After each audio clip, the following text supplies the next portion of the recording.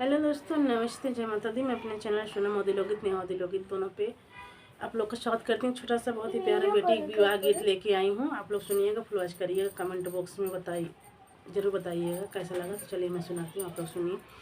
पूर्व से डोलिया पश्चिम भाए पापा, पश्चिम भाए पापा, अरे लगी गए चार कहार रे लालन, अरे लगी गए चार कहार रे लालनवा, डोलिया उगारी जब देखे बाहेरवा, अरे देखे बाहेरवा, अरे केहू नहीं बाटे हमारे रे लालनवा, अरे केहू नहीं बाटे हमारा रे लालनवा।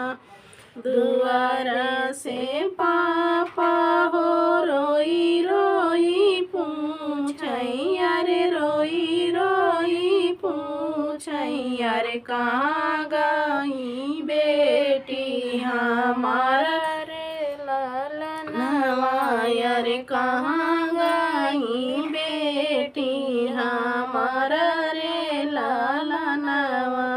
घर में से अम्मा हो रोवताया मैया रे, रोवताया मैया रे, पापा के लगी समझावई रे लालनवा, अरे पापा के लगी समझावई रे लालनवा।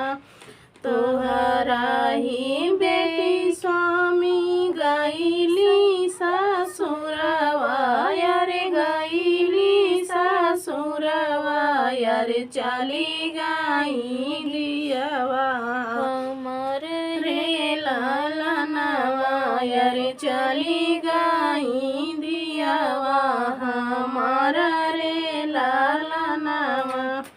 दुआरे से भैया हो रोई रोई पूछई, अरे रोई रोई पूछई, अरे कहाँ गई बहिनी हमारा रे लालनवा, अरे कहाँ गई बहिनी हमारा रे लालनवा।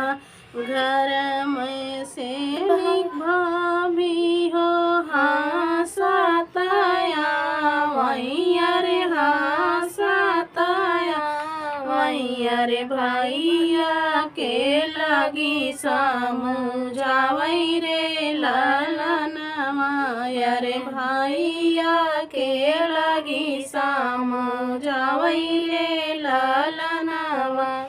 तोहरी बहिना स्वामी गईली ससुरवा, अरे गईली ससुरवा, अरे चली गई बैरन हमारा रे लालनवा, अरे चली गई बैरन हमारा रे लालनवा।